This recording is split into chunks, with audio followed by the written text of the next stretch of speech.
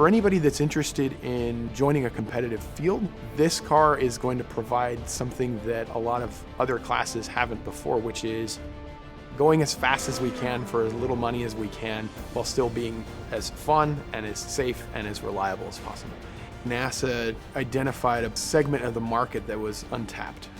This untapped market was a closed cockpit prototype style race car that would be an affordable spec series.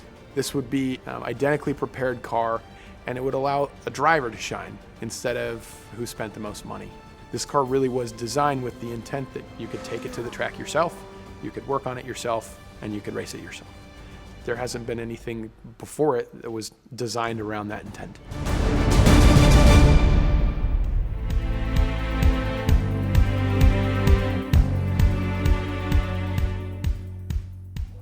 This NP01 that Elan has designed is just simply mind-blowing.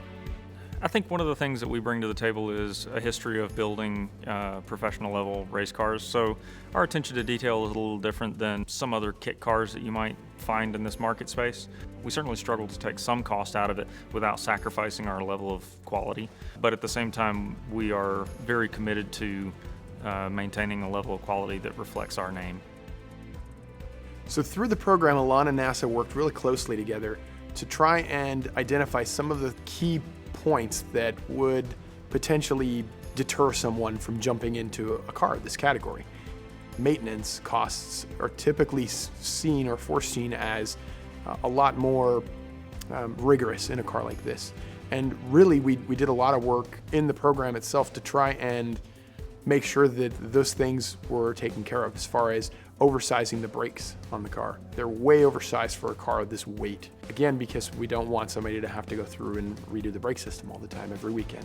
We oversized most of the bearings in the car because we wanted the thing to be very user-friendly. This car was designed to run on the Toyo Proxys RR tire as a cost savings measure. A set of tires on this car will cost you $880, not $2,000. And those tires will typically last you around 2 to 3 weekends. One of the basic goals of this program was to keep things low cost, but also universal, so you don't have to carry a spare every part on the car to repair the car. One of the key points of that is the upright's universal, so it's one upright that fits on all 4 corners of the car. Same with the brakes and the hubs. So you could feasibly carry one upright, one hub, one wheel, one brake caliper and brake rotor, and it could be a spare for any corner of your car.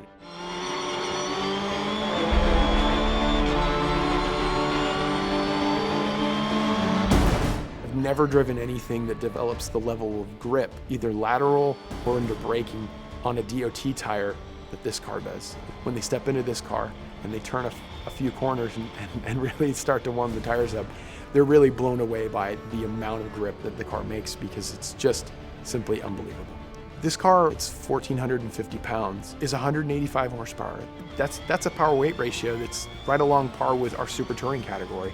And you'll be running alongside like a Porsche or a Viper or a Vet. You just can't get that same driver feel from a production-based car that you can from a purpose-built race car. The NP01 was really designed around the principles that it would be fast, fun, affordable, and safe.